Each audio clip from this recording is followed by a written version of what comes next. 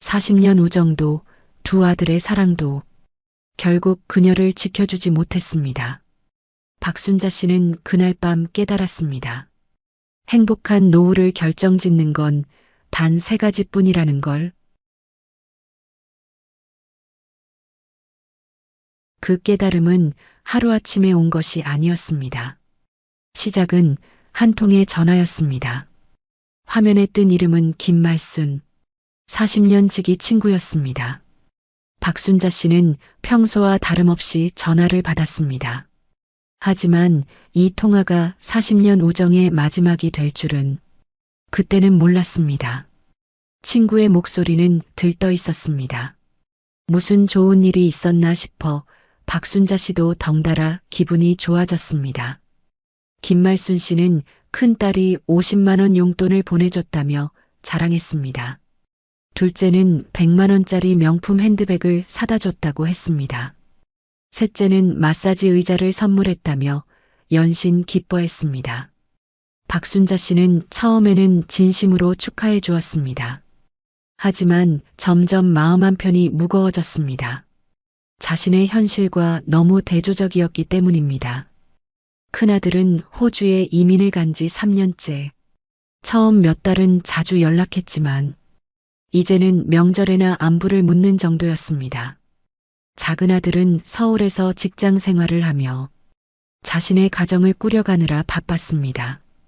용돈은커녕 전화 한 통 받기도 어려웠습니다. 김말순 씨의 자랑은 끝날 줄을 몰랐습니다.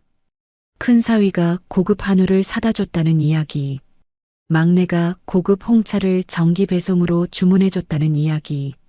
박순자 씨는 점점 말이 없어졌습니다. 상대방은 그런 박순자 씨의 침묵을 눈치채지 못한 채 계속해서 자랑을 늘어놓았습니다.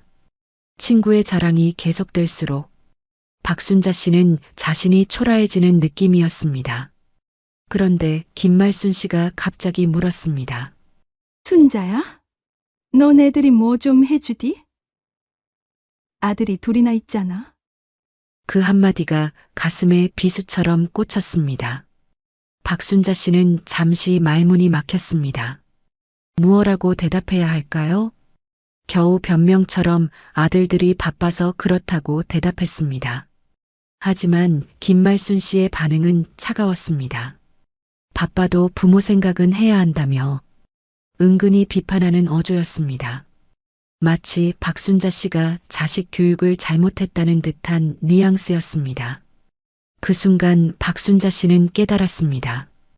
이건 친구와의 따뜻한 대화가 아니었습니다. 자랑과 비교의 시간이었습니다. 40년 동안 함께 웃고 울었던 우정, 20대 초반부터 함께 자라며 첫사랑 이야기도 결혼 준비도 육아 고민도 모두 함께 나누었던 소중한 관계. 그런데 언제부터인가 이 관계는 변해 있었습니다.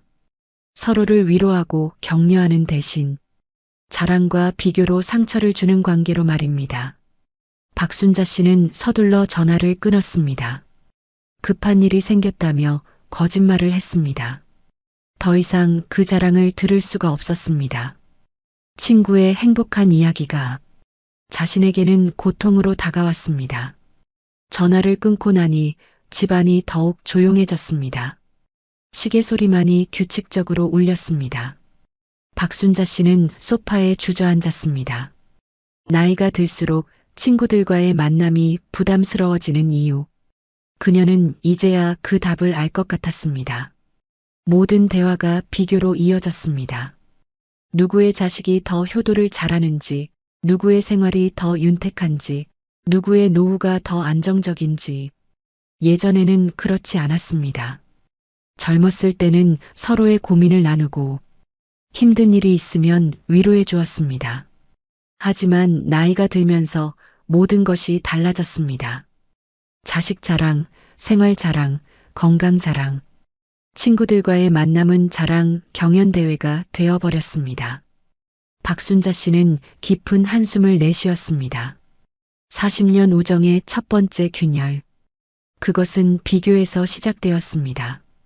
그날 밤 박순자 씨는 잠들지 못했습니다. 친구의 말들이 계속 머릿속을 맴돌았습니다. 내가 뭘 잘못했을까? 다른 엄마들과 뭐가 달랐을까? 자책의 마음이 밀려왔습니다. 친구와의 통화를 끊은 후 박순자 씨는 한동안 멍하니 앉아 있었습니다. 거실의 시계가 째깍째깍 소리를 내며 시간이 흘러가고 있음을 알려주었습니다. 가슴 한편이 답답했습니다. 친구의 자랑이 계속 머릿속을 맴돌았습니다. 우리 큰딸이 50만 원씩이나 용돈을 보내줬어. 둘째는 백화점 상품권을 사다 줬지 뭐야. 그런 말들이 귓가에서 떠나지 않았습니다. 박순자 씨는 자신의 현실을 되돌아보았습니다. 큰아들은 3년 전 호주로 이민을 갔습니다. 처음에는 한 달에 한 번씩 영상 통화를 했지만 이제는 명절에나 안부를 묻는 정도였습니다. 작은 아들은 서울에서 직장 생활을 하고 있었습니다. 결혼한 지 5년째였지만 아직 손자 소식은 없었습니다. 며느리와의 관계도 어색했습니다. 처음에는 자주 연락하며 지냈지만 시간이 지날수록 대화는 줄어들었습니다. 우리 애들은 정말 아무것도 안 해주나? 문득 작은 아들에게 전화를 걸고 싶어졌습니다. 그냥 목소리라도 듣고 싶었습니다. 친구처럼 자랑할 만한 이야기가 있는지도 궁금했습니다. 박순자 씨는 조심스럽게 번호를 눌렀습니다. 벨소리가 길게 울렸습니다. 혹시 바쁘나?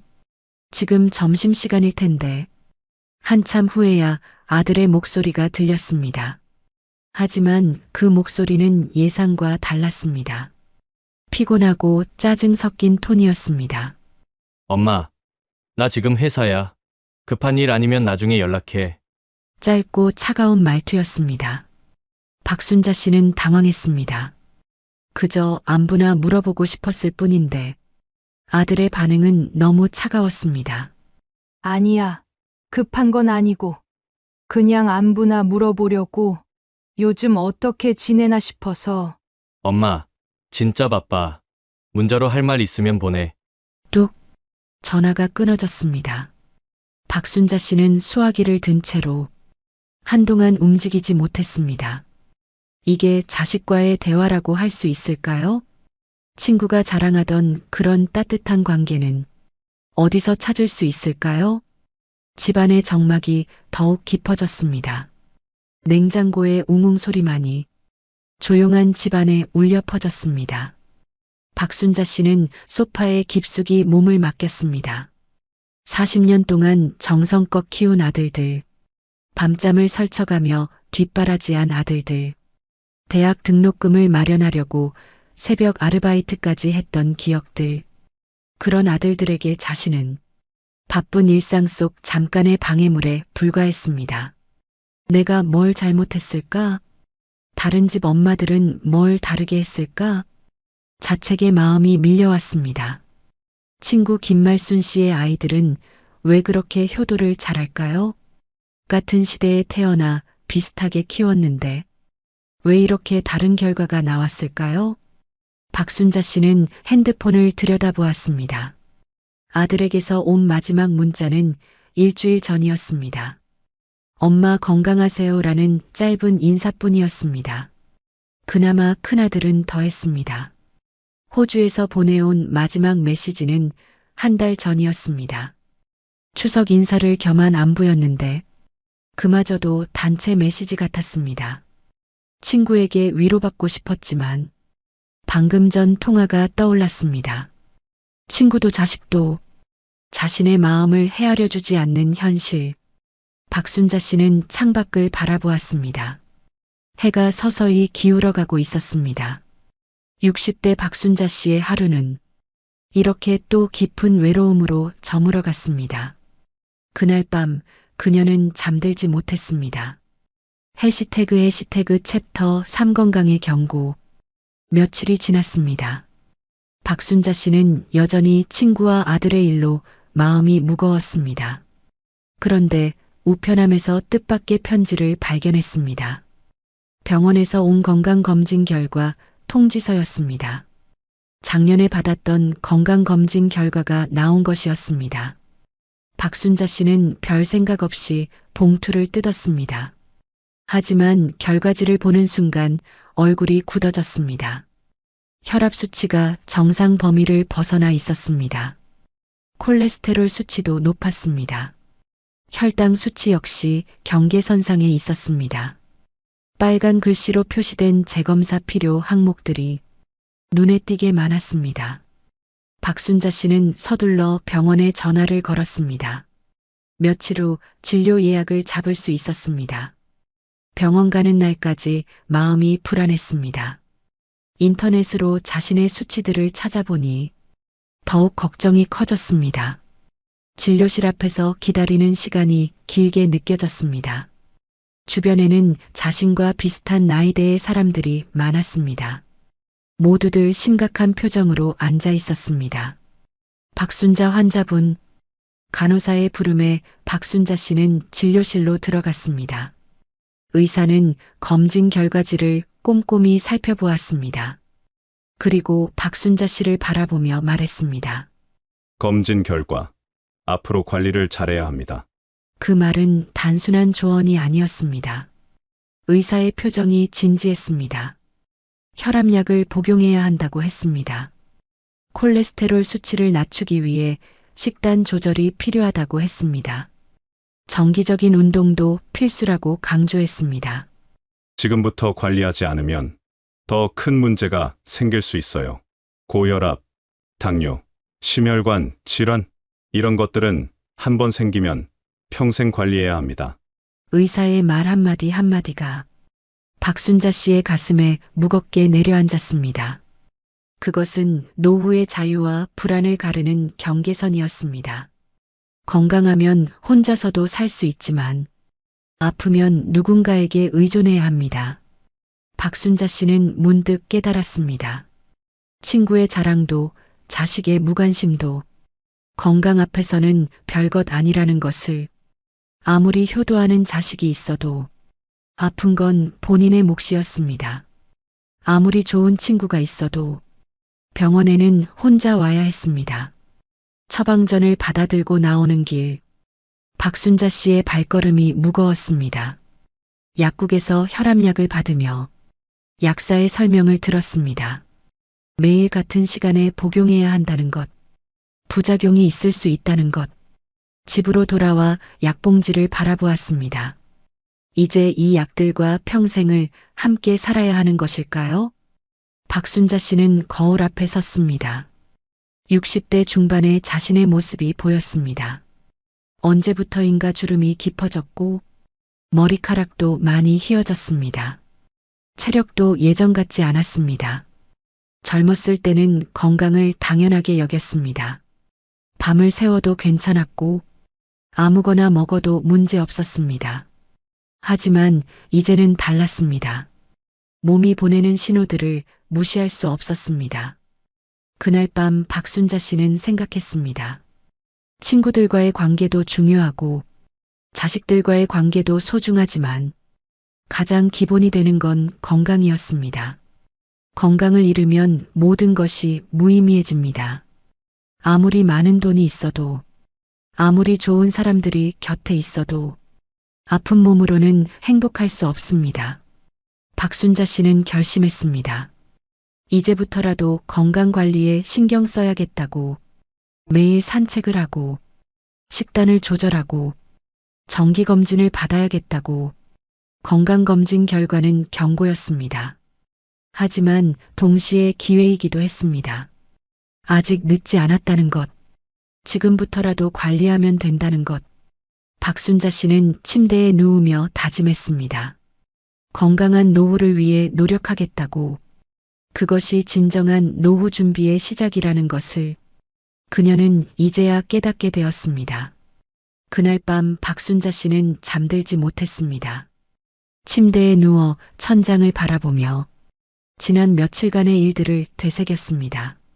친구 김말순 씨와의 통화, 아들의 차가운 반응, 그리고 병원에서 받은 건강검진 결과까지 모든 것이 한꺼번에 밀려왔습니다.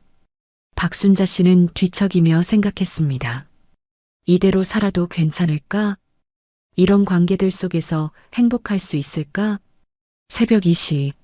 잠은 오지 않았습니다. 박순자 씨는 일어나 거실로 나왔습니다. 조용한 집안에서 혼자만의 시간을 가졌습니다. 40년. 김말순 씨와 함께한 세월이었습니다. 20대 초반 직장에서 만나 함께 연애하고 결혼하고 아이를 키웠습니다. 서로의 기쁨과 슬픔을 나누었습니다. 하지만 언제부터인가 그 관계는 변해 있었습니다. 위로와 격려 대신 비교와 자랑만 남았습니다. 만날 때마다 상처받고 돌아오는 자신을 발견했습니다. 친구를 만나고 나면 더 우울해졌습니다.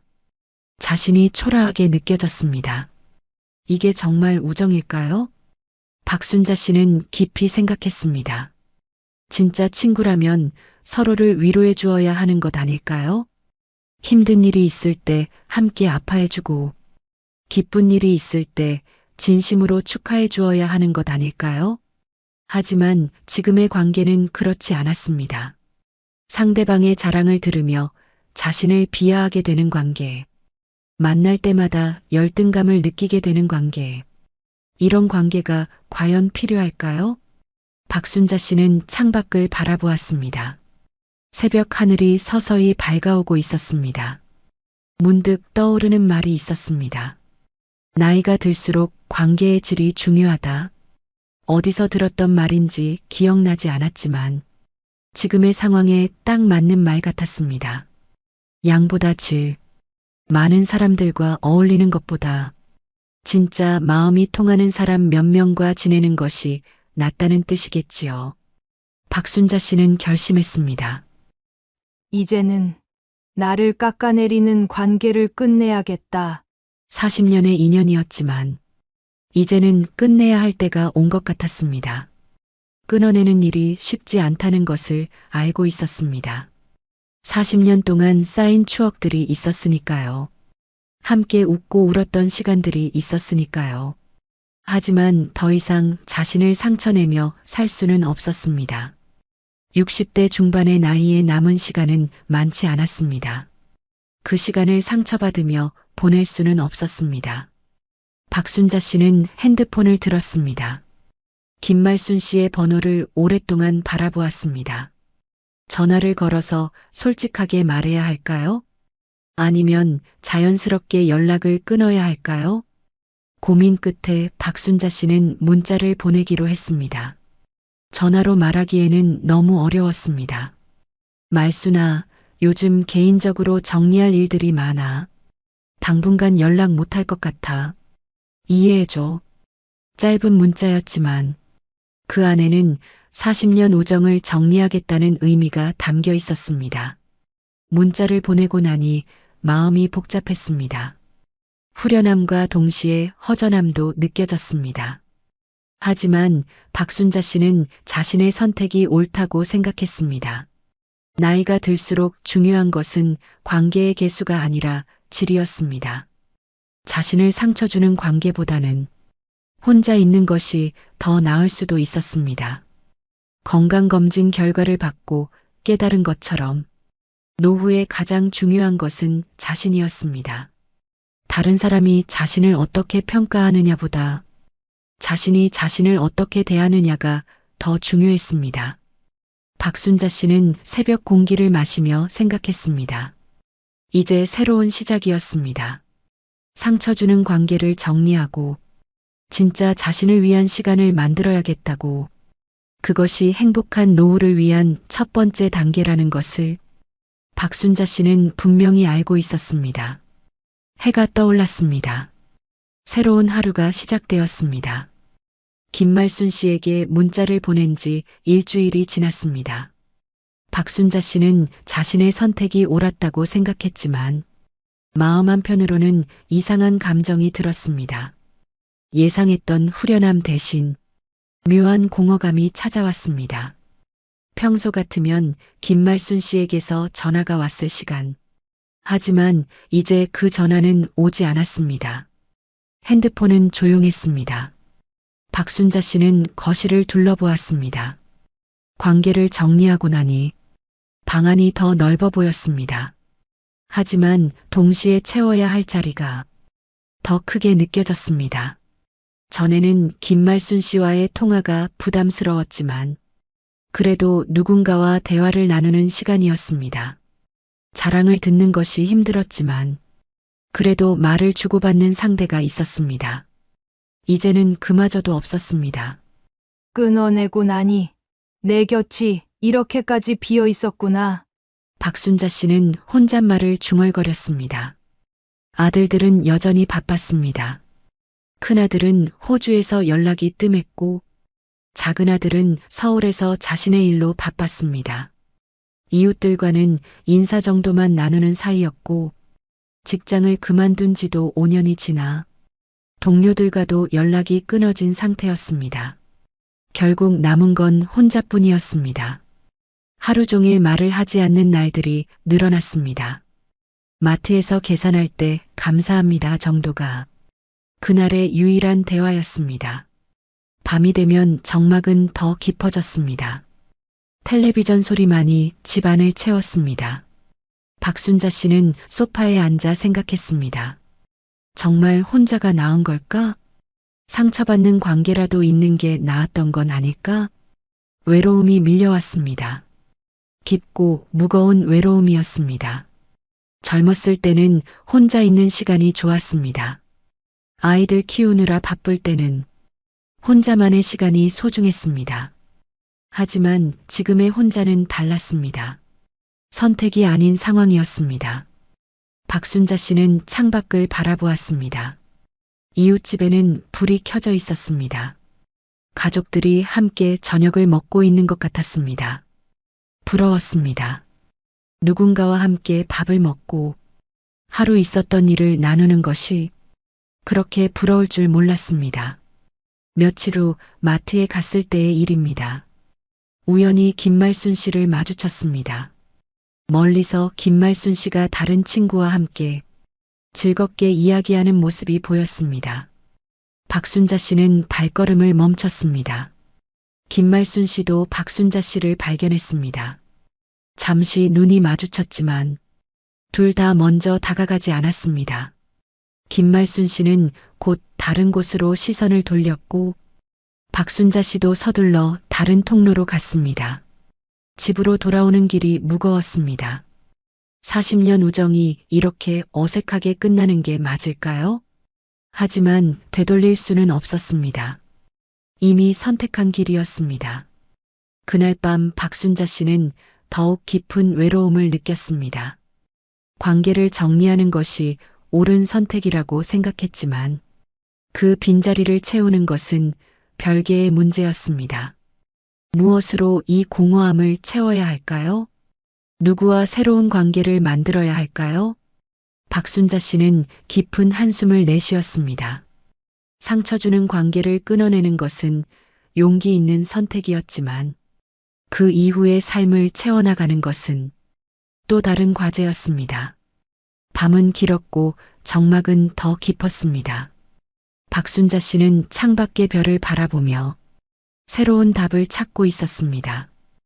혼자라는 것, 그것이 자유일 수도 있고 고독일 수도 있다는 것을 그녀는 이제야 깨닫고 있었습니다.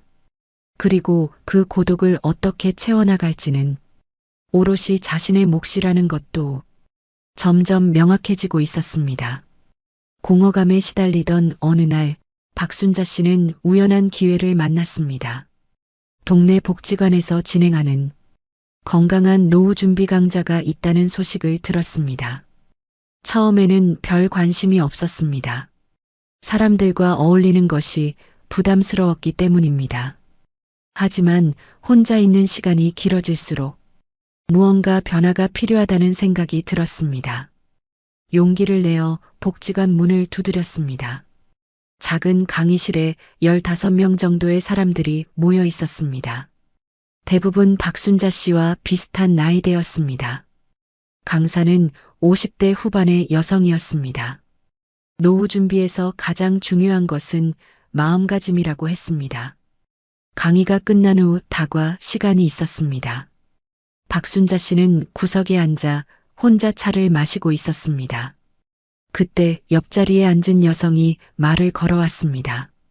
이미숙 씨라는 60대 초반의 단정한 여성이었습니다. 온화한 미소가 인상적이었습니다. 이미숙 씨는 복지관에 온 지 3개월 됐다고 했습니다. 처음에는 자신도 부담스러웠다며 공감해 주었습니다. 그리고 중요한 깨달음을 나누어 주었습니다. 억지로 이어가는 인연은 오래 못 가더라고요. 그 말이 박순자 씨의 마음에 깊이 박혔습니다. 이미숙 씨는 예전에 의무감으로 만나던 사람들이 많았다고 했습니다. 학창시절 친구들, 직장 동료들, 만나고 나면 피곤하고 스트레스 받는 관계들이었습니다. 박순자 씨는 김말순 씨와의 관계가 떠올랐습니다. 이미숙 씨는 나이가 들수록 깨달았다고 했습니다. 진짜 필요한 건 마음이 편한 관계라는 것을. 복지관에 오는 사람들은 달랐습니다. 서로 비교하거나 자랑하려 하지 않았습니다. 비슷한 고민을 가지고 있어서 서로 이해했습니다. 이미숙 씨는 관계를 새롭게 정리했다고 했습니다. 억지로 잡아둔 관계들은 정리하고 마음이 편한 몇 사람과만 깊게 지내려고 했습니다. 박순자 씨는 깊은 감동을 받았습니다. 자신만 이런 고민을 하는 줄 알았는데 비슷한 경험을 한 사람이 있다는 것이 위로가 되었습니다. 이미숙 씨는 새로운 취미도 찾았다고 했습니다. 요가도 배우고 독서 모임도 참여하고 나이 들어서도 새로운 걸 배울 수 있다며 활기차게 말했습니다. 박순자 씨는 오랜만에 마음이 따뜻해지는 느낌이었습니다. 낯선 이의 말이었지만 그 말은 진짜 위로였습니다. 자신의 선택이 틀리지 않았다는 확신이 들었습니다. 그날 집으로 돌아가는 길, 박순자 씨의 발걸음이 가벼웠습니다. 오랜만에 희망이 보였습니다. 새로운 시작이 가능하다는 믿음이 생겼습니다. 억지로 잡아둔 관계보다 마음이 편한 대화가 더 소중하다는 것. 그것이 바로 노후 관계의 핵심이라는 것을 박순자 씨는 이제야 깨닫게 되었습니다. 복지관 모임에 참석한 지 한 달이 지났습니다. 박순자 씨는 서서히 변화를 느끼고 있었습니다. 이미숙 씨를 비롯해 몇 분과 가까워졌습니다. 서로의 이야기를 나누며 마음의 짐을 덜어낼 수 있었습니다. 그리고 무엇보다 중요한 깨달음을 얻었습니다. 박순자 씨는 지난 시간을 돌아보며 노후를 지켜줄 3가지를 분명히 알게 되었습니다. 친구도 자식도 전부는 아니었어. 내가 행복하게 살기 위해선 이 3가지만 있으면 충분했다. 첫 번째는 관계와 취미였습니다. 억지로 붙잡은 인연보다 마음이 편한 몇 사람과 나누는 대화가 훨씬 소중했습니다. 김말순 씨와의 40년 우정은 끝났지만 새로운 사람들과의 만남이 시작되었습니다. 복지관에서 만난 이미숙 씨, 정순희 씨, 박영자 씨, 이분들과는 비교나 자랑이 아닌 진솔한 대화를 나눌 수 있었습니다. 서로의 어려움을 이해하고 위로해주는 관계였습니다. 나를 즐겁게 하는 취미도 찾았습니다. 복지관에서 시작한 요가는 생각보다 재미있었습니다. 몸도 유연해지고 마음도 평온해졌습니다. 독서 모임에도 참여했습니다. 오랜만에 책을 읽으며 새로운 생각들을 만났습니다. 작은 화분에 꽃을 키우는 것도 시작했습니다. 매일 물을 주고 돌보는 일이 즐거웠습니다. 두 번째는 마음가짐이었습니다. 자식에게 기대는 줄이고 혼자 있어도 스스로를 존중하며 살아가는 태도가 필요했습니다.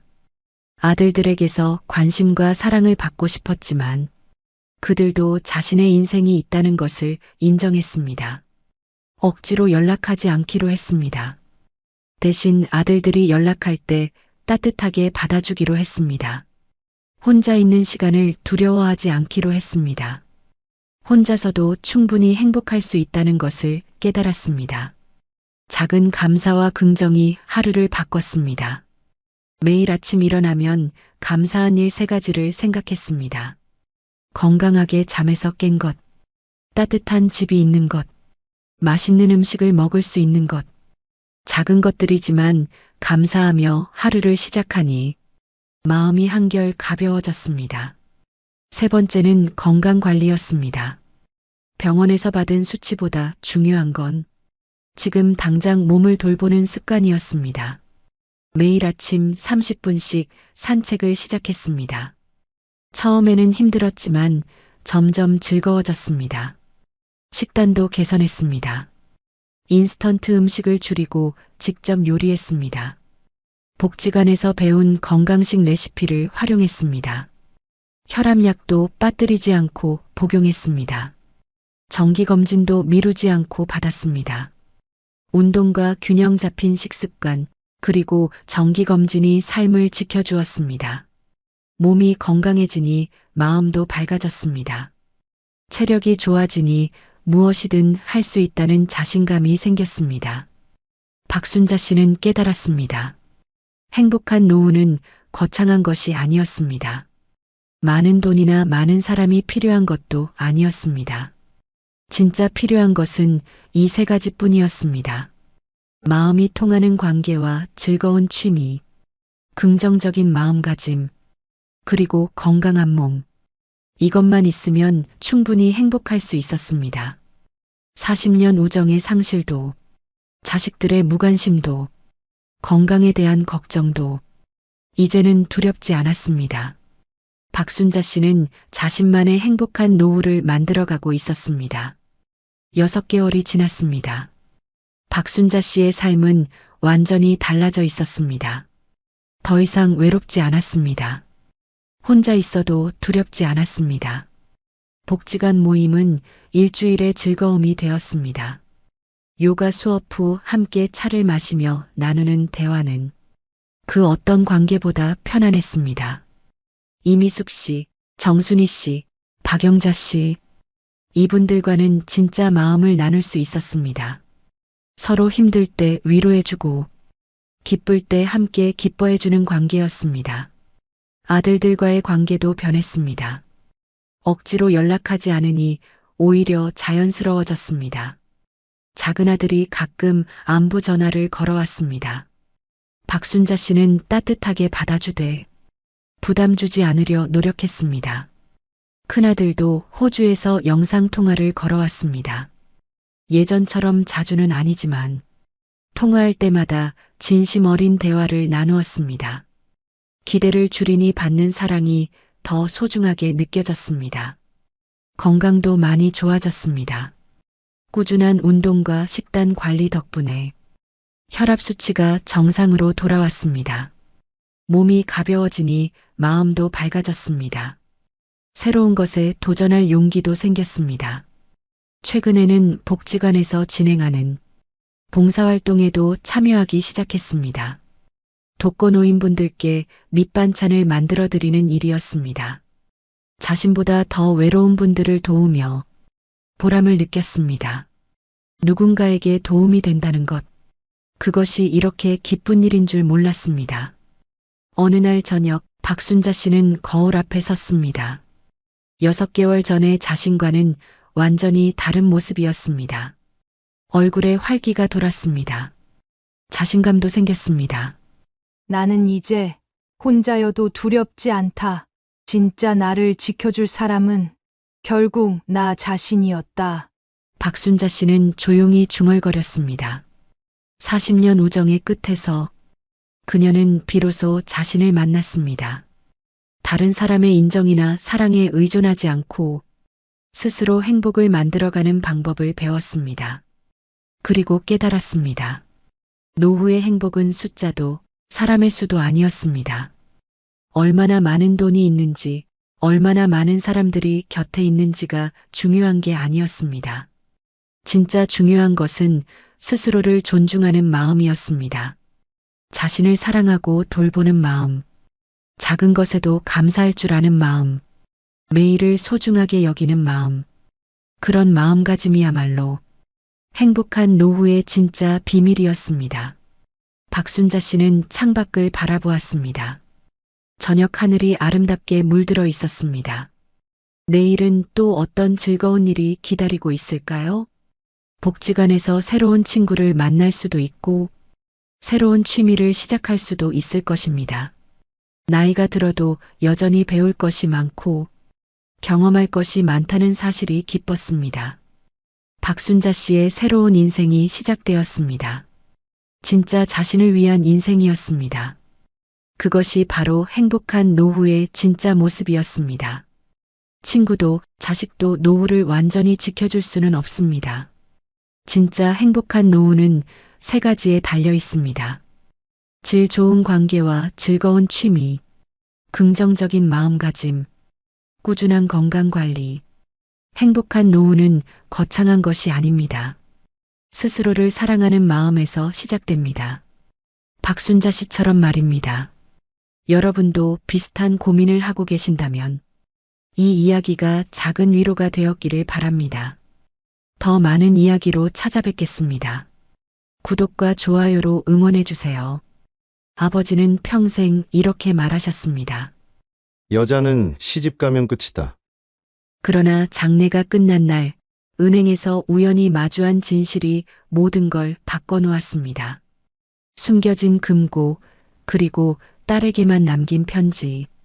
오늘은 차별이라 믿었던 말 속에 숨어있던 진짜 사랑의 이야기를 들려드립니다. 김은희 씨는 올해 52살입니다. 결혼 후 전업주부로 살며 아이 둘을 키웠습니다. 그녀의 어린 시절을 돌이켜보면 늘 비교의 연속이었습니다. 오빠 김정호 씨와는 2살 차이. 하지만 집안에서의 대우는 하늘과 땅만큼 달랐습니다. 아침 식탁에서부터 차이가 났습니다. 오빠에게는 계란 후라이와 우유가 나왔고 은희 씨에게는 김치와 밥만 주어졌습니다. 어머니는 당연하다는 듯 말씀하셨죠. 남자는 힘써야 하니까 영양을 챙겨야 한다고. 중학교 2학년 때였습니다. 은희 씨는 학기 말 시험에서 반 1등을 했습니다. 설레는 마음으로 성적표를 들고 집에 돌아왔습니다. 아버지는 성적표를 보시고 잠깐 미소를 지으셨습니다. 하지만 곧 진지한 표정으로 돌아오셨죠. 그리고 한마디 하셨습니다. 집안의 큰일은 아들이 지켜야 한다. 그 순간 은희 씨의 가슴이 무너져 내렸습니다. 아무리 열심히 해도 인정받을 수 없다는 걸 깨달았으니까요. 고등학교 3학년 겨울이었습니다. 은희 씨는 대학 진학을 꿈꾸고 있었습니다. 성적도 충분했고 담임 선생님도 추천해 주셨습니다. 하지만 아버지의 결정은 단호했습니다. 오빠 대학 등록금이 부족하다는 이유였습니다. 은희 씨가 일해서 집안을 도와야 한다고 하셨죠.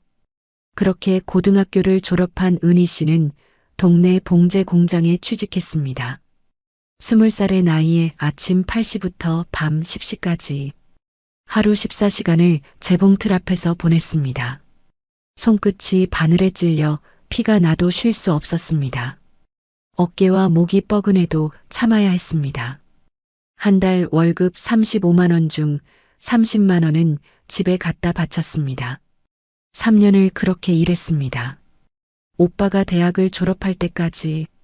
그 사이 은희 씨는 한 번도 불평하지 않았습니다. 자신의 꿈보다 가족이 우선이라고 생각했으니까요. 23살의 소개로 만난 남자와 결혼했습니다. 평범한 회사원이었습니다. 신혼집은 반지하 원룸, 15평도 안 되는 작은 공간. 아이를 낳고 기르는 동안에도 마찬가지였습니다. 육아와 살림에 묻혀 하루하루를 보냈습니다. 자신만의 시간이란 건 사치였죠. 반면 오빠는 달랐습니다. 대학을 졸업하고 대기업에 취직했습니다. 승진을 거듭해 지금은 임원이 되었고 강남에 아파트까지 샀습니다. 아버지는 오빠를 자랑스러워 하셨습니다.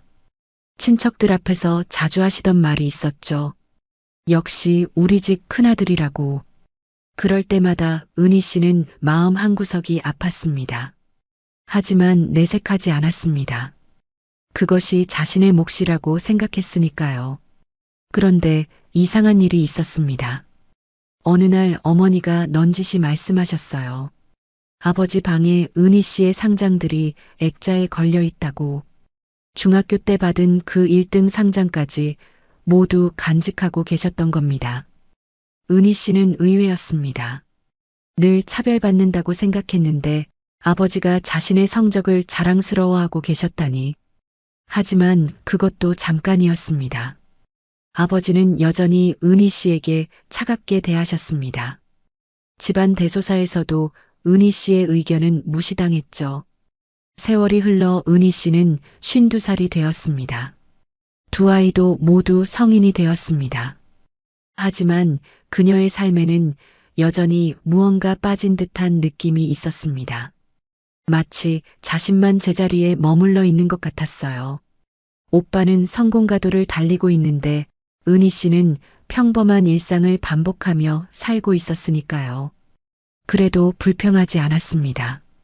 아버지가 평생 하신 그 말씀이 머릿속에 깊이 박혀 있었거든요. 여자는 시집가면 끝이라고. 그 말이 은희 씨의 인생을 정의해버린 것처럼 보였습니다. 아버지 김정수 씨가 세상을 떠나신 건 지난 가을이었습니다. 오랜 투병 끝에 평안히 눈을 감으셨습니다. 장례식장은 조용했지만 정중했습니다. 3일장을 치르는 동안 은희 씨는 바쁘게 움직였습니다. 조문객들 안내하고 음식 준비하고 뒷정리까지. 오빠는 주요 인사들과 인사를 나누느라 정신없었습니다. 그렇게 아버지를 떠나보내고 나니 현실적인 문제들이 하나씩 드러나기 시작했습니다. 가장 큰 건 역시 유산 문제였습니다. 아버지는 평생 성실하게 일하셨습니다. 젊은 시절엔 건설회사에서 현장 감독으로, 나중엔 작은 철물점을 운영하시며 돈을 모으셨습니다. 그 결과 집 2채를 남기셨습니다. 하나는 부모님이 살던 본가, 2층 단독주택으로 현재 시세 8억 원 정도였습니다. 다른 하나는 임대용 빌라, 2층 건물에 4세대가 들어있는 수익형 부동산이었습니다. 이쪽은 대략 5억 원 상당이었습니다. 총 13억 원의 재산. 50년 넘게 성실히 일한 결과였습니다. 장례를 마친 후 가족들이 모였습니다. 어머니, 오빠 그리고 은희 씨. 자연스럽게 유산 분할 이야기가 나왔습니다. 친척 어른들도 한마디씩 하셨습니다. 당연히 아들이 큰 몫을 가져야 한다고. 어머니는 작은 집에서 편안히 지내시라고. 분위기는 이미 정해진 것 같았습니다. 오빠가 8억 원짜리 본가를 물려받고 어머니가 5억 원짜리 임대 빌라를 가지는 것. 은희 씨는 아무 말도 하지 않았습니다. 애초에 자신의 몫을 기대하지도 않았습니다. 아들에게 큰 집, 어머니께 작은 집, 그것이 순리다. 주변 사람들의 말이었습니다. 은희 씨도 당연하다고 생각했습니다. 평생 그렇게 살아왔으니까요. 오빠도 별다른 이의를 제기하지 않았습니다. 오히려 당연한 권리라는 듯 받아들였습니다. 아버지가 그렇게 원하셨을 거라고 했습니다. 그런 분위기 속에서 며칠이 지났습니다. 상속 등기를 위한 서류 준비도 시작했습니다. 모든 게 예상대로 흘러가는 것 같았습니다. 은희 씨는 마음을 정리했습니다. 이번에도 자신은 뒷전이구나. 하지만 원망하지 않았습니다. 평생 그래왔으니까요. 여자는 시집가면 끝이라는 말. 그게 자신의 운명이라고 받아들였습니다. 어머니도 별다른 말씀이 없으셨습니다. 다만 가끔 은희 씨를 바라보는 눈빛이 이상했습니다. 무언가 말하고 싶어 하시는 것 같았지만 결국 입을 열지는 않으셨습니다. 그렇게 장례를 마친 지 일주일이 지났습니다. 오빠는 이미 부동산 중개업소에 연락해서 상속 절차에 대해 문의했습니다. 은희 씨는 평소와 다름없이 지냈습니다. 살림하고 남편 뒷바라지하고 아버지가 안 계신 것만 빼면 똑같은 일상이었습니다. 그런데 장례를 마친 지 정확히 열흘째 되는 날 예상치 못한 일이 일어났습니다. 은희 씨는 아버지 명의로 된 통장들을 정리하러 은행에 갔습니다. 상속 절차를 위해 필요한 서류들을 준비하려고요. 창구 직원은 친절하게 안내해 주었습니다. 서류를 정리하던 직원이 잠시 멈췄습니다. 컴퓨터 화면을 확인하더니 조심스럽게 말을 꺼냈습니다. 고인께서 사용하시던 개인 금고가 하나 있는데요. 따님 성함이 권한자로 되어 있습니다. 은희 씨는 깜짝 놀랐습니다. 아버지가 개인 금고를 두셨다고요? 그런 이야기는 처음 듣는 것이었습니다. 저요? 권한자가 저라고요? 직원이 고개를 끄덕였습니다. 몇 년 전부터 아버지가 개인 금고를 이용하셨다고. 그런데 접근 권한자로는 은희 씨만 등록되어 있다고 했습니다. 오빠도 아니고 어머니도 아니고 오직 은희 씨만. 혹시 지금 확인해 보시겠습니까? 은희 씨는 당황했습니다. 오빠에게 말해야 할까요? 어머니께는 알려드려야 할까요? 하지만 일단 무엇인지 확인해 보고 싶었습니다. 아버지가 자신에게만 알려주고 싶어 했던 게 뭘까요? 네. 지금 볼 수 있을까요? 그렇게 은희 씨는 직원을 따라 지하 금고실로 향했습니다. 발걸음이 무거웠습니다. 가슴이 두근거렸습니다. 아버지가 가족들도 모르게 뭔가를 숨겨두셨단 말인가요? 그것도 자신에게만 접근 권한을 주시면서. 은희 씨는 아버지 명의로 된 통장들을 정리하러 은행에 갔습니다. 상속 절차를 위해 필요한 서류들을 준비하려고 했습니다. 평범한 업무라고 생각했습니다. 창구 직원은 친절하게 안내해 주었습니다. 사망 신고서를 확인하고 통장들을 하나씩 정리했습니다. 예금 잔액도 생각보다 많지 않았습니다. 상속 절차 안내도 차근차근 받았습니다. 필요한 서류 목록도 받았습니다. 모든 게 순조롭게 진행되는 것 같았습니다. 그런데 직원이 컴퓨터 화면을 다시 확인했습니다. 뭔가 이상한 표정을 지었습니다. 화면을 더 자세히 들여다봤습니다. 잠시 후 직원이 조심스럽게 말을 꺼냈습니다. 김정수님께서 개인 금고를 두셨는데 상속인 확인이 필요합니다. 은희 씨는 어리둥절했습니다. 아버지가 금고를 두셨다고요? 그런 이야기는 처음 듣는 것이었습니다. 직원이 화면을 돌려 보여주었습니다. 김정수라는 이름과 함께 금고 번호가 표시되어 있었습니다. 5년 전부터 이용하고 계셨다고 했습니다. 5년 전이라면 아버지가 건강하실 때였습니다. 왜 가족들에게 말씀하지 않으셨을까요? 무엇을 보관하고 계셨던 걸까요? 더 놀라운 건 그 다음이었습니다. 금고 접근 권한자 명단을 확인한 직원이 말했습니다. 권한자로는 은희 씨만 등록되어 있다고 했습니다. 은희 씨는 깜짝 놀랐습니다. 자신만 등록되어 있다는 게 믿어지지 않았습니다. 오빠도 아니고 어머니도 아니고 자신만. 오빠도 어머니도 모르는 금고였습니다. 아버지는 왜 자신에게만 권한을 주셨을까요? 평생 차별받으며 살았다고 생각했는데. 직원이 추가로 설명해 주었습니다. 금고 임대료는 자동이체로 매월 납부되고 있었습니다. 아버지가 돌아가신 후에도 계속 유지되고 있었습니다. 직원이 조심스럽게 제안했습니다. 지금 확인해 볼 수 있다고 했습니다. 금고실은 지하에 있다고 안내했습니다. 은희 씨는 잠시 망설였습니다. 오빠에게 먼저 연락해야 할까요?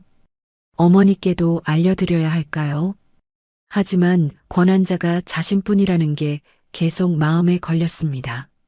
아버지가 특별한 이유가 있으셨을 거라는 생각이 들었습니다. 혼자서라도 먼저 확인해 보고 싶었습니다. 은희 씨는 고개를 끄덕였습니다. 지금 당장 확인해 보겠다고 했습니다. 직원이 안내해 주겠다고 일어났습니다. 엘리베이터를 타고 지하로 내려갔습니다. 금고실 입구에는 엄중한 보안 장치들이 있었습니다. 신분증과 서명을 여러 번 확인했습니다. 복도를 따라 걸으며 은희 씨는 긴장했습니다. 수많은 금고 문들이 벽면에 늘어서 있었습니다. 각각 다른 사람들의 비밀을 간직하고 있을 것 같았습니다.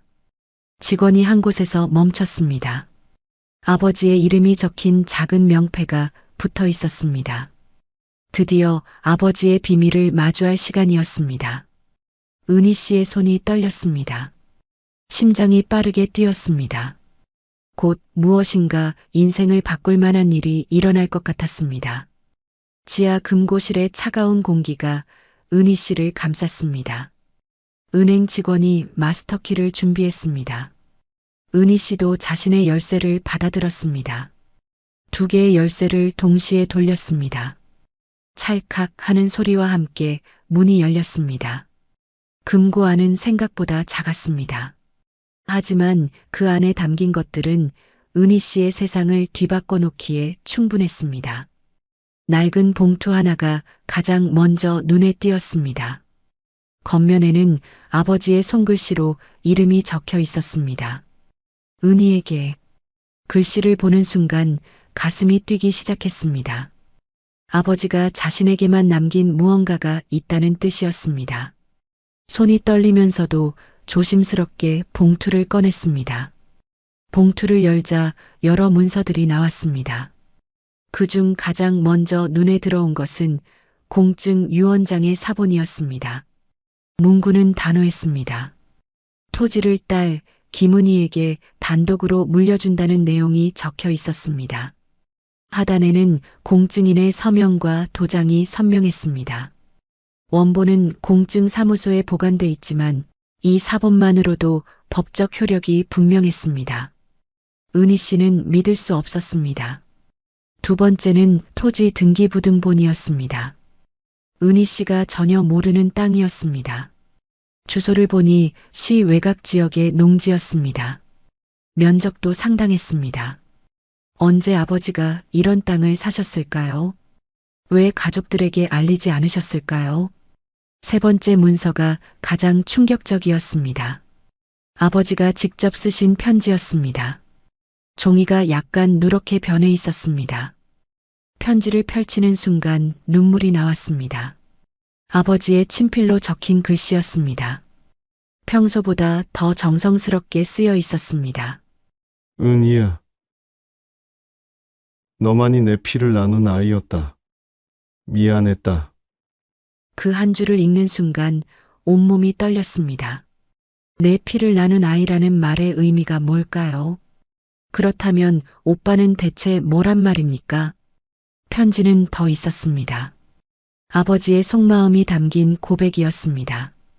평생 숨겨온 비밀이 적혀 있었습니다. 오빠는 어머니가 재혼 전에 낳은 아이라고 했습니다. 아버지는 그것을 알면서도 아들로 키우셨다고 했습니다. 하지만 진짜 피를 나눈 것은 은희 씨뿐이라고 했습니다. 은희 씨는 주저앉을 뻔했습니다. 평생 믿어왔던 가족관계가 흔들리고 있었습니다. 모든 것이 다시 보이기 시작했습니다. 아버지가 왜 더 엄하게 대하셨는지 이해가 됐습니다. 오빠에게는 관대하면서 자신에게만 차갑게 대하셨던 이유. 그것은 차별이 아니라 다른 종류의 사랑이었을지도 모릅니다. 편지에는 미안하다는 말이 여러 번 나왔습니다. 표현을 잘못했다는 후회도 있었습니다. 늘 마음으로는 자랑스러워했다는 고백도 있었습니다. 은행 직원은 조용히 밖에서 기다리고 있었습니다. 은희 씨는 혼자만의 시간을 가질 수 있었습니다. 아버지의 편지를 몇 번이고 다시 읽었습니다. 유언장도 다시 확인했습니다. 법적으로 완벽한 문서였습니다. 이것만으로도 땅의 소유권을 주장할 수 있었습니다. 토지 등기부등본도 자세히 살펴봤습니다. 매입 시기를 보니 10년도 더 전이었습니다. 그렇게 오랫동안 혼자 준비하고 계셨던 것입니다. 모든 문서를 다시 봉투에 넣었습니다. 손이 여전히 떨리고 있었습니다. 이 비밀을 어떻게 처리해야 할지 막막했습니다. 가족들에게 말해야 할까요? 특히 오빠에게는 어떻게 설명해야 할까요? 편지의 충격적인 내용을 그대로 전할 수 있을까요? 금고 문을 닫으며 은희 씨는 깊은 생각에 빠졌습니다. 아버지가 자신에게만 남긴 이 선물. 그 무게가 어깨를 짓눌렀습니다. 은행을 나오는 길에 은희 씨는 혼란스러웠습니다. 하지만 동시에 이상한 감정도 들었습니다. 아버지가 자신을 진짜로 사랑하고 계셨다는 확신. 그 확신이 평생의 상처를 조금씩 아물게 했습니다. 차별이 아니라 특별한 사랑이었다는 깨달음. 비로소 아버지의 마음을 이해할 수 있을 것 같았습니다. 편지는 더 있었습니다. 첫 번째 충격에서 벗어나기도 전에 더 큰 진실이 기다리고 있었습니다. 은희 씨는 떨리는 손으로 계속 읽어내려갔습니다. 아버지의 글씨는 평소보다 정성스러웠습니다. 마치 평생 하지 못했던 말을 모두 쏟아내듯 적어 놓으셨습니다. 한 글자 한 글자에 진심이 담겨 있었습니다. 오빠에 대한 이야기가 나왔습니다. 은희 씨는 숨을 깊게 들이쉬었습니다. 무언가 중대한 비밀이 드러날 것 같았습니다. 어머니가 재혼 전에 낳은 아이라고 했습니다. 첫 번째 남편과의 사이에서 태어난 아이. 그 아이가 바로 지금의 오빠였던 것입니다. 아버지는 그 사실을 알면서도 받아들이셨습니다. 어머니와 함께 그 아이까지 끌어안으셨습니다. 30년 넘게 친아들처럼 키우셨습니다. 하지만 진짜 피를 나눈 것은 은희 씨뿐이었습니다. 그 사실이 아버지에게는 특별한 의미였습니다. 그래서 은희 씨를 다르게 대하셨던 것입니다. 그래서 더 강하게 키우고 싶었다.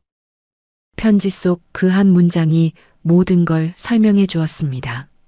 차별이 아니라 기대였습니다. 냉정함이 아니라 다른 종류의 사랑이었습니다. 은희 씨는 온몸이 떨렸습니다. 평생 원망했던 모든 순간들이 다시 보였습니다. 아버지의 차가운 시선 뒤에 숨겨진 애정을 이제야 알겠습니다. 성적표를 액자에 넣어두셨던 이유도 이해됐습니다. 대학 진학을 막으셨던 것도 다른 의미였을 수 있습니다. 세상의 어려움을 미리 경험하게 하려는 뜻이었을지도 모릅니다. 편지는 후회로 가득했습니다. 표현이 서툴렀다는 고백이 여러 번 나왔습니다. 사랑하는 마음을 제대로 전하지 못했다는 아쉬움도 있었습니다. 마지막 부분에는 감사 인사가 적혀 있었습니다. 묵묵히 가족을 위해 희생해준 은희 씨에 대한 고마움.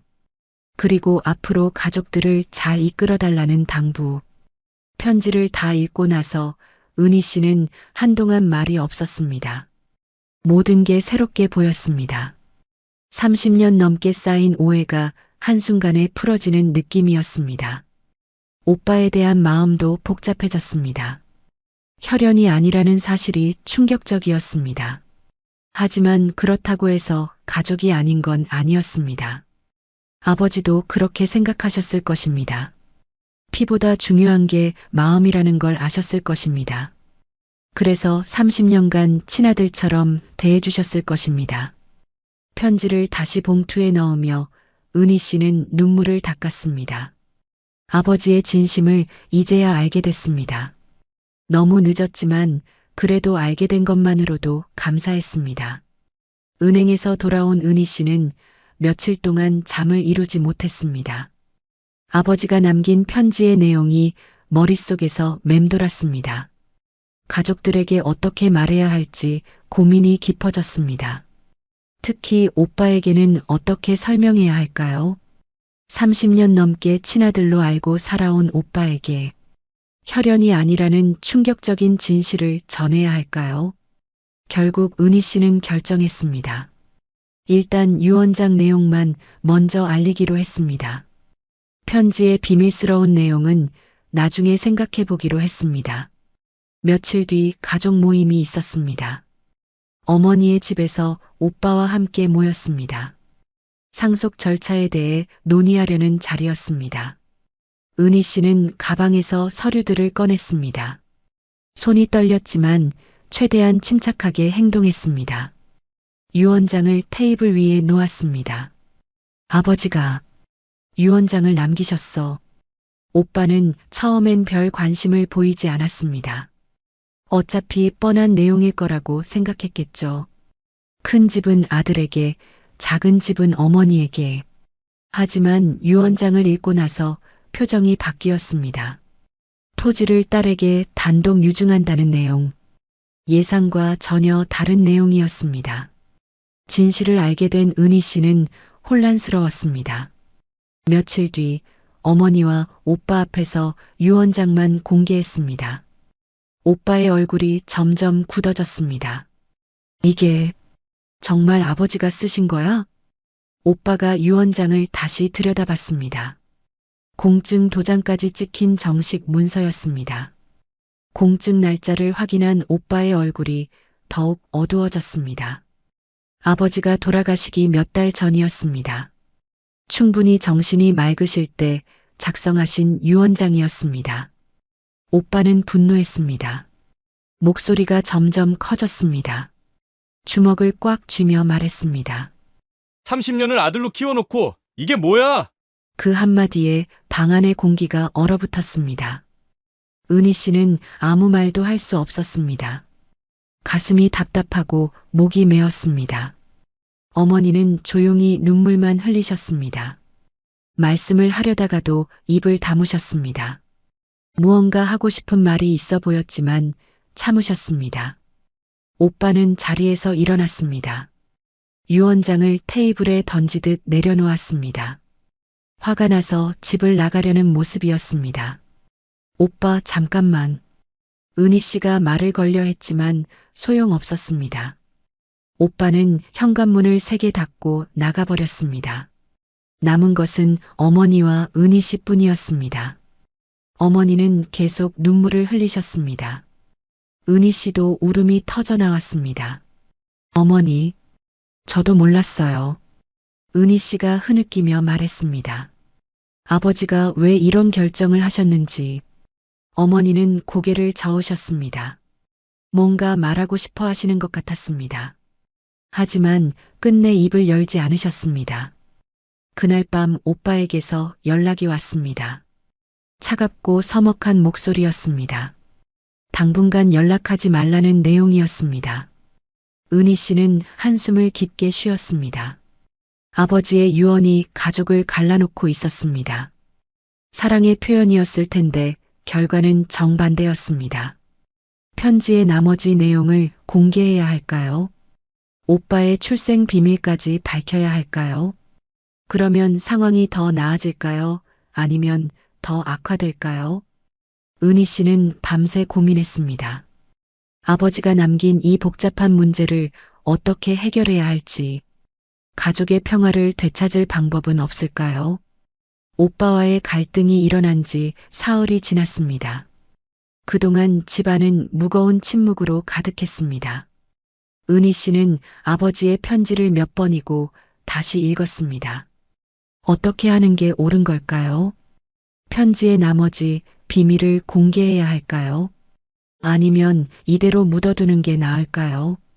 그런 고민을 하던 중 어머니가 찾아오셨습니다. 평소보다 훨씬 수척해 보이셨습니다. 며칠 사이에 더 늙어 보이시기도 했습니다. 어머니는 거실 소파에 조용히 앉으셨습니다.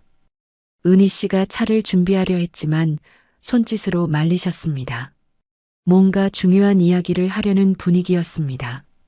한동안 아무 말씀도 하지 않으셨습니다. 창밖을 바라보시며 깊은 생각에 잠기셨습니다. 은희 씨도 조용히 기다렸습니다. 시간이 흘러 어머니가 천천히 입을 여셨습니다.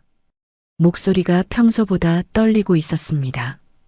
마치 오랫동안 참아온 말을 하려는 것 같았습니다. 은희야, 내 아버지가 모든 걸 알면서도 우리를 받아주셨다. 어머니의 첫마디였습니다. 은희 씨는 어머니의 마음을 이해할 수 있었습니다. 어머니도 모든 진실을 알고 계시면서 혼자 참아오셨다는 것을. 어머니의 이야기가 시작되었습니다. 젊은 시절의 아픈 기억들, 첫 번째 결혼과 남편의 갑작스러운 죽음, 홀로 아이를 키워야 했던 절망적인 시간들. 그때 나타난 것이 아버지였습니다. 아이가 있다는 걸 알면서도 받아주셨습니다. 조건 없는 사랑으로 두 모자를 품어주셨습니다. 그런데 나는 너에게 미안한 마음만 키워왔구나. 어머니가 잠시 말을 멈추셨습니다. 눈물이 고이기 시작했습니다. 은희야, 너만 힘들게 해서 정말 미안하다. 어머니는 처음으로 딸에게 솔직한 마음을 털어놓으셨습니다. 그동안 얼마나 마음이 아프셨을까요? 딸이 차별받는 걸 보면서도 막지 못했던 죄책감. 은희 씨의 눈에서도 눈물이 흘렀습니다. 어머니도 이렇게 아파하고 계셨다는 걸 몰랐습니다. 가족 모두가 각자의 상처를 안고 살았던 것입니다. 어머니 잘못이 아니에요. 은희 씨가 어머니의 손을 잡았습니다. 아버지도 어머니도 최선을 다하셨어요. 어머니는 고개를 저으셨습니다. 여전히 자신을 용서하지 못하시는 모습이었습니다. 너무 오랫동안 짊어진 죄책감이었습니다. 내 아버지는 정말 너를 사랑했단다. 어머니가 조용히 말씀하셨습니다. 표현이 서툴렀을 뿐이야. 그제야 어머니도 아버지의 진심을 이해하고 계셨다는 걸 알았습니다. 차별이 아니라 다른 형태의 사랑이었다는 것을, 더 강하게 키우고 싶어서였다는 것을. 어머니는 은희 씨의 성적표 이야기도 하셨습니다. 아버지가 혼자서 몇 번이고 꺼내보시던 일, 자랑스러워 하시면서도 겉으로는 표현 못 하시던 일. 내가 결혼할 때도 정말 섭섭해 하셨어. 어머니가 미소를 지으셨습니다. 딸을 보내는 게 그렇게 아쉬우셨나 봐. 어머니의 고백을 들으며 은희 씨는 많은 걸 깨달았습니다. 가족이라는 게 얼마나 복잡한지, 사랑이라는 게 얼마나 다양한 모습인지, 피로 맺어진 관계와 마음으로 맺어진 관계, 둘 다 소중하다는 것도 알게 됐습니다. 아버지가 오빠를 30년간 친아들로 키우신 것처럼, 그럼 오빠도 이미 알고 있을까요? 은희 씨가 조심스럽게 물었습니다. 어머니는 잠시 생각하시더니 고개를 끄덕이셨습니다. 눈치채고 있을 거야. 영리한 아이니까.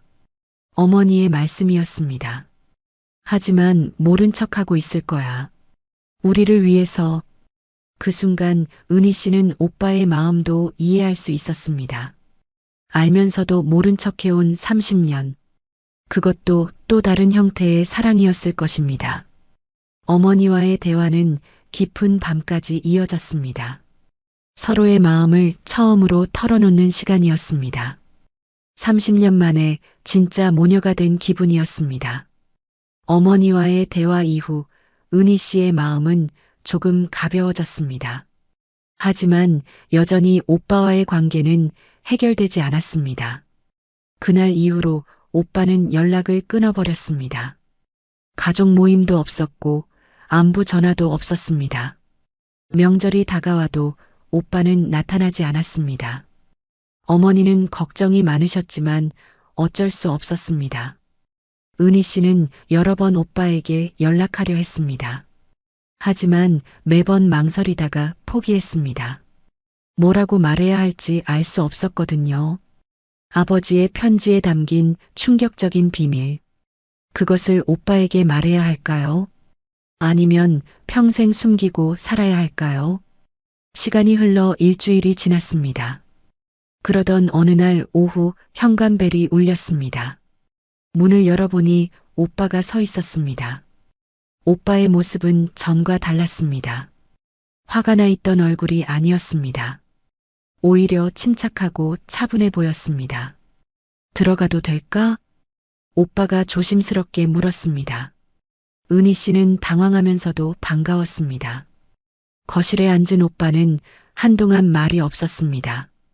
커피를 준비하는 은희 씨를 조용히 바라봤습니다. 무슨 생각을 하고 있는지 알 수 없었습니다. 커피를 마시며 오빠가 입을 열었습니다. 목소리는 평소보다 조용했습니다. 하지만 진지함이 느껴졌습니다. 은희야, 사실 나도 알고 있었다. 오빠의 첫마디가 충격적이었습니다. 은희 씨는 깜짝 놀라며 오빠를 바라봤습니다. 무엇을 알고 있다는 뜻일까요? 오빠가 천천히 설명하기 시작했습니다. 어릴 때부터 눈치채고 있었다는 것입니다. 자신과 아버지 사이의 미묘한 거리감을, 어머니가 가끔 보이던 미안한 표정들, 아버지가 자신을 대할 때의 조심스러움, 은희 씨에게만 보이던 특별한 엄격함. 처음엔 그냥 성격 차이인 줄 알았어. 오빠가 계속 말했습니다. 하지만 시간이 지날수록 느낌이 왔지. 중학생 때쯤부터 확신했다고 했습니다. 자신이 아버지의 친아들이 아니라는 것을. 하지만 그 사실을 받아들이기까지는 오래 걸렸습니다.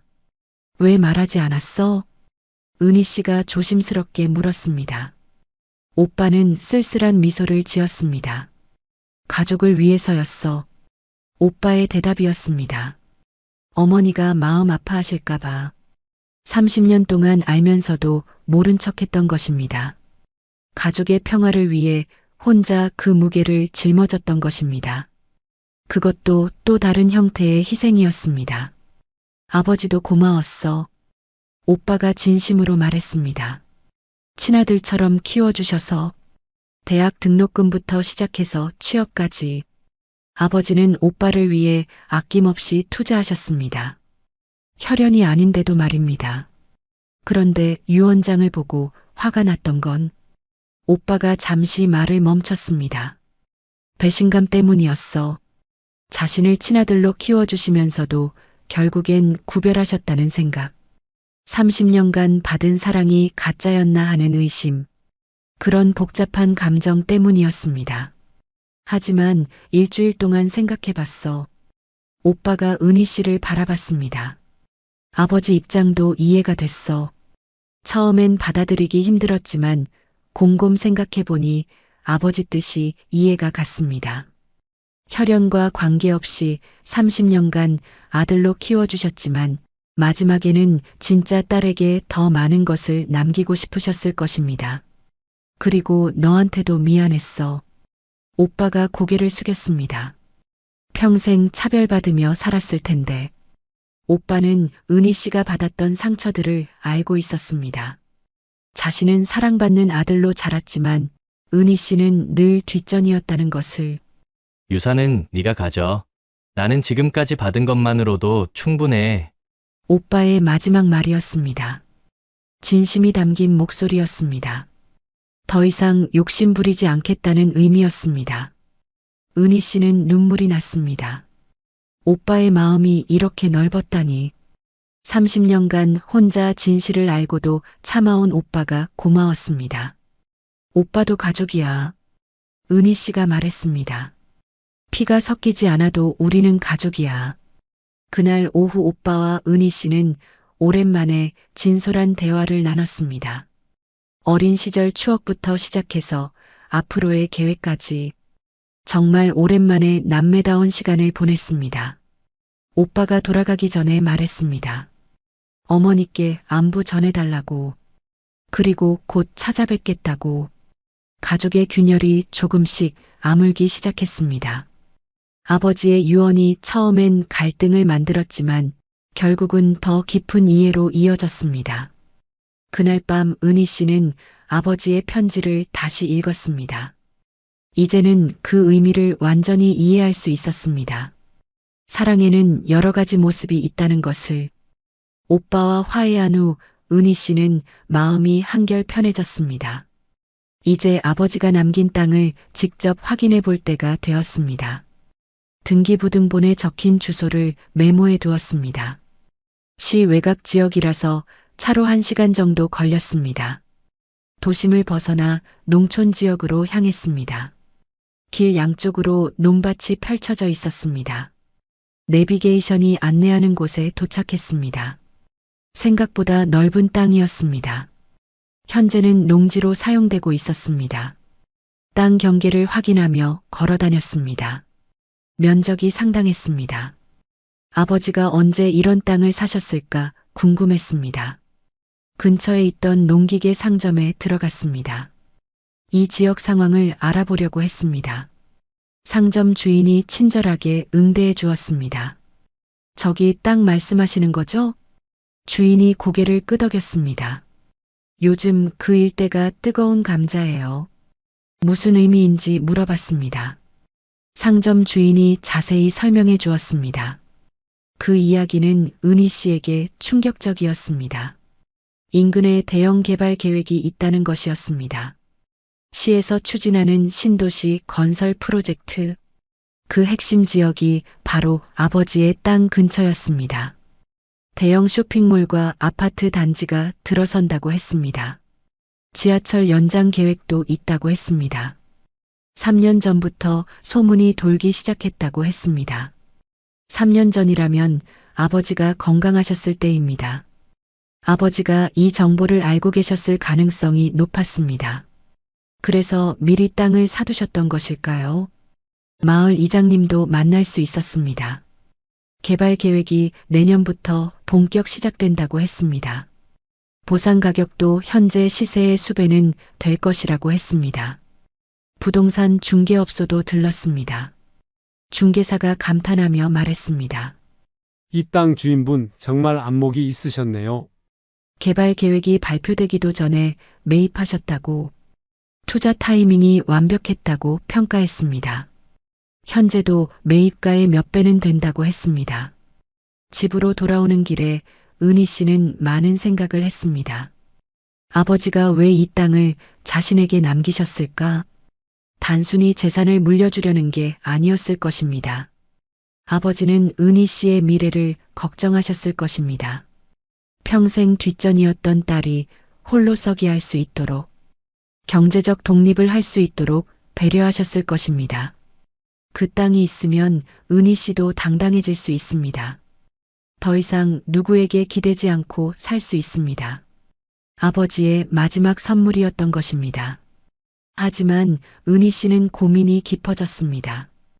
이 엄청난 가치의 땅을 혼자 가져도 될까요?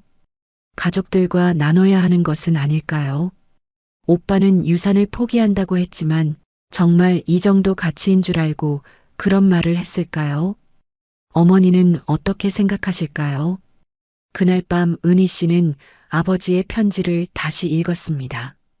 아버지의 진심을 이해할 수 있을 것 같았습니다. 하지만 동시에 그 무게감도 느꼈습니다. 아버지가 남긴 것은 단순한 땅이 아니었습니다. 딸에 대한 사랑과 미래에 대한 배려, 그리고 가족에 대한 책임감까지 담긴 선물이었습니다. 아버지의 마지막 유산은 땅이 아니라 그 땅을 어떻게 쓰느냐에 달린 은희 씨의 선택이었습니다. 진짜 시험은 지금부터 시작되는 것이었습니다. 땅의 진짜 가치를 알게 된 후 며칠이 지났습니다. 은희 씨는 계속 깊은 생각에 빠져 있었습니다. 아버지가 왜 이런 선택을 하셨는지 곰곰 생각해 봤습니다. 단순히 재산을 물려주려는 것이었을까요? 아니면 더 깊은 의미가 있었을까요? 편지를 몇 번이고 다시 읽어봤습니다. 은희 씨는 깨달았습니다. 아버지가 남긴 것은 돈이 아니라 메시지였습니다. 평생 받았던 차별들이 새롭게 보이기 시작했습니다. 오빠에게는 관대하고 자신에게는 엄격했던 이유, 대학 진학을 막고 일찍 사회로 내보낸 이유, 차별하는 듯 했지만 사실은 더 큰 책임을 맡기신 것이었습니다. 세상의 어려움을 먼저 경험하게 하려는 뜻이었습니다. 더 강하고 독립적인 사람으로 키우려는 의도였습니다. 그 순간 아버지의 모든 행동이 다르게 보였습니다. 성적표를 액자에 넣어두셨던 일, 결혼할 때 아쉬워하셨던 표정, 늘 차가우셨지만 가끔 보이던 따뜻한 시선, 모든 게 사랑의 다른 표현이었습니다. 서툴렀지만 진심이 담긴 아버지만의 방식이었습니다. 표현을 못했지만 너를 가장 믿었다. 편지 속 그 문장이 이제야 완전히 이해됐습니다. 아버지는 은희 씨를 가장 믿으셨던 것입니다. 가족을 이끌어갈 능력이 있다고 보셨던 것입니다. 그래서 가장 큰 책임을 맡기신 것이었습니다.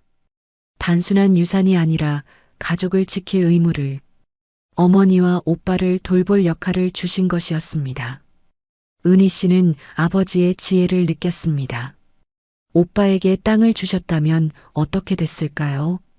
아마 혼자서 다 써버렸을지도 모릅니다. 하지만 은희 씨는 달랐습니다. 평생 가족을 위해 희생해온 사람이었습니다. 가족의 화합을 가장 중요하게 생각하는 사람이었습니다. 아버지는 그런 은희 씨의 성격을 아셨던 것입니다. 땅을 받으면 가족들과 나눌 거라는 걸 아셨던 것입니다. 하지만 명분은 은희 씨에게 주고 싶으셨던 것입니다. 그날 밤 은희 씨는 아버지께 말씀드렸습니다. 마음속으로 깊이 감사 인사를 올렸습니다. 늦었지만 아버지의 사랑을 이해했다고. 아버지의 진짜 유산은 땅이 아니었습니다. 가족을 생각하는 마음이었습니다. 사랑을 표현하는 용기였습니다. 은희 씨도 이제 그 마음을 이어받았습니다. 아버지처럼 가족을 지키는 사람이 되고 싶었습니다. 하지만 아버지보다는 표현을 잘하는 사람이 되고 싶었습니다. 그 마음이 다음 세대로 이어지는 것. 그것이 아버지가 정말 원하셨던 일이었습니다. 은희 씨는 이제 그 의미를 완전히 이해할 수 있었습니다. 아버지의 진짜 의미를 깨달은 후 은희 씨는 행동에 나섰습니다. 먼저 가족들을 불러 모았습니다. 중요한 이야기를 나누고 싶었습니다. 어머니와 오빠가 모인 자리에서 은희 씨가 말했습니다. 아버지가 남긴 땅의 진짜 가치에 대해서, 그리고 자신이 생각하는 활용 방안에 대해서. 오빠는 놀랐습니다. 그런 큰 가치의 땅인 줄 몰랐습니다. 어머니도 깜짝 놀라셨습니다. 은희 씨는 혼자 가질 생각이 없었습니다. 가족이 모두 행복해지는 방법을 찾고 싶었습니다. 어머니를 위한 노후 준비와 오빠의 사업 자금 지원 계획을 설명했습니다. 오빠는 눈시울을 붉히며 감동했고 어머니도 고개를 끄덕이셨습니다. 아버지가 정말 좋아하실 거라고 생각하셨습니다. 은희 씨는 땅을 팔지 않기로 했습니다. 개발이 완료될 때까지 기다리기로 했고 그 대신 당장 실현 가능한 꿈부터 시작했습니다. 그곳에 작은 카페를 열기로 했습니다. 땅 한쪽 구석에 아담한 건물을 지었고 주변 풍경이 아름다운 곳이었습니다. 오빠는 인테리어를 도와주었습니다. 건축 관련 지식이 있어서 큰 도움이 됐고 자재 선택부터 디자인까지 함께 고민했습니다. 큰 창문을 내서 햇살이 잘 들어오도록 했습니다. 분위기가 따뜻하고 밝았습니다. 오빠의 아이디어가 적극 반영됐습니다. 어머니는 매일 꽃을 가져다 주셨습니다. 직접 키우신 화분들이었고 카페 안팎이 꽃으로 가득했습니다. 손님들이 좋아할 거라며 웃으셨고 꽃 향기가 나는 카페라니 얼마나 좋으냐고 하셨습니다. 어머니의 정성이 곳곳에 스며들었습니다. 가족 모두가 힘을 모아 카페를 준비했습니다. 메뉴 개발부터 홍보까지 정말 오랜만에 함께하는 일이었습니다. 카페 이름은 아버지의 마음으로 정했습니다. 아버지의 사랑을 기억하자는 의미였고 간판도 정성스럽게 만들었습니다. 개업 준비를 하면서 가족들은 많이 웃었습니다. 예전처럼 화목한 분위기가 돌아왔고 갈등과 오해도 모두 사라졌습니다. 어느 날 저녁 함께 카페 청소를 마치고 나서였습니다. 오빠가 말했습니다. 이제야 진짜 가족 같네. 은희 씨도 그 말에 공감했습니다. 가족은 다시 하나가 되었습니다. 아버지의 유언이 처음엔 갈등을 만들었지만 결국은 더 깊은 사랑으로 이어졌습니다. 카페 개업일이 다가왔습니다. 첫 손님을 맞을 준비가 끝났고 은희 씨는 설레고 떨렸습니다. 52살에 시작하는 새로운 도전. 늦었다고 생각할 수도 있지만 은희 씨에게는 인생의 새로운 시작이었습니다. 아버지가 주신 기회였습니다. 그 기회를 소중히 여기고 싶었고 가족과 함께 만들어가는 새로운 인생이었습니다. 카페 아버지의 마음이 개업한 지 한 달이 지났습니다. 손님들이 하나둘 늘어가기 시작했고 은희 씨는 바쁘지만 행복한 나날을 보내고 있었습니다. 어머니가 가져다 주신 꽃들이 카페를 가득 메웠고 오빠가 설계한 큰 창문으로 따뜻한 햇살이 들어왔습니다. 정말 가족이 함께 만든 공간이라는 느낌이 들었습니다. 그런 어느 날 오후였습니다. 손님이 많지 않은 한적한 시간이었습니다. 은희 씨는 평소처럼 테이블을 정리하고 있었습니다. 카페 문이 열리며 오빠가 들어왔습니다. 평소와는 다른 표정이었습니다. 뭔가 진지하고 조심스러운 모습이었습니다. 은희야, 잠깐 시간 있어? 오빠가 조용히 물었습니다. 손에는 낡은 봉투를 들고 있었습니다. 은희 씨는 커피를 내려 오빠 앞에 놓았습니다. 오빠는 봉투를 테이블 위에 조심스럽게 올려놓았습니다. 은희 씨와 비슷한 봉투였습니다. 사실 아버지가 내게도 편지를 남기셨어. 은희 씨는 깜짝 놀랐습니다. 오빠에게도 편지가 있었다니. 아버지는 얼마나 많은 준비를 하셨던 걸까요? 오빠가 봉투에서 편지를 꺼냈습니다. 은희 씨의 편지와 비슷하게 낡아 있었습니다. 아버지의 손글씨가 정성스럽게 적혀 있었습니다. 장례 직후에 어머니가 주셨어. 오빠도 은희 씨처럼 며칠 동안 고민했다고 했습니다. 편지 내용을 어떻게 받아들여야 할지. 오빠가 편지를 펼쳤습니다. 내용을 천천히 읽어주기 시작했습니다. 아버지의 마음이 고스란히 담겨 있었습니다. 너도 내 아들이다. 피보다 마음이 더 진짜다. 그 한 문장에 아버지의 모든 마음이 담겨 있었습니다. 혈연이 아니라는 걸 알면서도 30년간 키워주신 사랑. 진짜 아들로 여기셨다는 확신. 편지는 계속되었습니다. 아버지가 오빠를 얼마나 자랑스러워 하셨는지, 대학 진학부터 취업까지 모든 과정을 응원하셨다는 이야기. 하지만 마지막에는 은희 씨에 대한 당부도 있었습니다. 여동생을 잘 돌봐달라는 부탁, 가족의 화합을 지켜달라는 마지막 소원. 은희에게는 더 큰 책임을 맡겼지만 그것은 차별이 아니라 믿음이다. 너희 남매가 서로 도우며 살아가길 바란다. 편지를 다 읽고 나서 오빠가 고개를 들었습니다. 눈가가 촉촉해져 있었습니다. 은희 씨도 마찬가지였습니다. 아버지는 우리 모두를 사랑하셨구나. 그 순간 은희 씨는 완전히 이해할 수 있었습니다. 아버지가 얼마나 세심하게 모든 걸 준비하셨는지, 각자에게 필요한 메시지를 남겨주셨는지, 이제야 아버지 마음을 완전히 알겠어. 은희 씨가 말했습니다. 우리를 정말 많이 생각하셨구나. 그날 오후 남매는 오랫동안 대화를 나눴습니다. 어린 시절 추억부터 아버지에 대한 기억까지 서로에 대한 이해도 더 깊어졌습니다.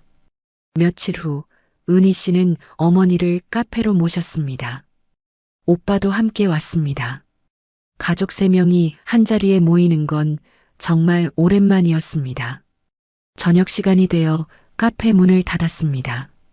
따뜻한 조명 아래 테이블에 둘러앉았습니다. 꽃향기가 은은하게 퍼지는 공간이었습니다. 은희 씨가 자신의 편지를 꺼냈습니다. 오빠도 자신의 편지를 테이블 위에 놓았습니다. 어머니는 두 편지를 번갈아 바라보셨습니다. 내 아버지는 정말 깊이 생각하고 계셨구나. 두 편지의 내용을 모두 들으신 후에 첫 말씀이었습니다. 30년 넘게 준비하신 아버지의 마지막 계획. 각자에게 필요한 메시지를 남겨주신 세심함. 어머니는 계속 말씀하셨습니다. 아버지가 얼마나 가족을 사랑하셨는지, 표현은 서툴렀지만 마음만은 진실했다고. 은희 씨는 아버지의 편지를 다시 읽었습니다. 여러 번 읽었지만 읽을 때마다 새로운 의미가 보였습니다. 특히 마지막 문장이 더욱 깊게 와 닿았습니다. 가족은 피가 아니라 마음으로 만들어지는 것이다. 그 문장이 모든 것을 요약하고 있었습니다. 아버지가 30년간 보여주신 사랑의 진짜 의미. 혈연보다 중요한 것은 서로를 아끼는 마음이라는 것. 오빠도 고개를 끄덕였습니다. 자신이 받은 편지의 핵심과 같은 메시지였습니다. 피보다 마음이 더 진짜라는 아버지의 믿음. 이제야 완전히 이해가 돼. 오빠가 말했습니다. 아버지가 왜 그렇게 사셨는지. 어머니는 눈물을 닦으며 말씀하셨습니다. 아버지에 대한 죄책감이 많이 사라졌다고. 아버지도 행복하셨을 거라고 생각한다고. 그 순간 카페 안은 따뜻한 분위기로 가득했습니다. 갈등과 오해로 멀어졌던 가족이 다시 하나가 됐습니다. 아버지의 계획이 마침내 완성된 순간이었습니다. 은희 씨가 말했습니다. 앞으로 어떻게 살아갈지에 대한 생각을, 가족을 더 소중히 여기고 싶다고. 오빠도 자신의 다짐을 말했습니다. 여동생을 더 많이 도와주고 싶다고. 어머니도 더 자주 찾아뵙겠다고. 어머니는 두 자녀를 번갈아 바라보시며 말씀하셨습니다. 이제야 진짜 가족 같다고. 아버지가 원하셨던 모습이라고. 그날 밤 대화는 깊은 밤까지 이어졌습니다. 어린 시절 추억부터 앞으로의 계획까지 30년 만에 진짜 가족이 된 기분이었습니다. 헤어질 때 오빠가 말했습니다. 다음 주에도 카페에 오겠다고. 어머니도 꽃을 더 많이 가져다 주시겠다고 하셨습니다. 은희 씨는 혼자 남아 정리를 했습니다. 아버지의 두 편지를 나란히 놓고 다시 한번 읽었습니다. 정말 완벽한 계획이었습니다. 각자 다른 상황과 성격을 고려한 메시지, 가족 전체의 화합을 이끌어내는 지혜, 서툰 표현 뒤에 숨겨진 깊은 사랑, 카페 창문 너머로 달빛이 들어왔습니다. 은희 씨는 마음속으로 아버지께 말씀드렸습니다. 이제야 모든 것을 이해했다고, 그리고 감사하다고, 늦게나마 진짜 가족이 될 수 있게 해주셔서, 마지막까지 가족을 생각해 주셔서. 그날 밤 은희 씨는 가장 평안한 잠을 잤습니다. 30년 만에 처음으로 완전한 가족이 된 기분이었습니다. 아버지의 사랑을 온전히 이해한 첫 번째 밤이었습니다. 사랑은 때로 변장을 하고 옵니다. 그리고 남겨진 건 돈이 아니라 마음이었습니다. 여러분은 가족에게 꼭 전하고 싶은 말이 있으신가요? 댓글로 남겨주세요. 이 이야기가 마음에 와닿으셨다면 구독과 알림 설정 부탁드립니다. 다음 영상에서도 또 다른 가족과 돈의 이야기를 전해드리겠습니다.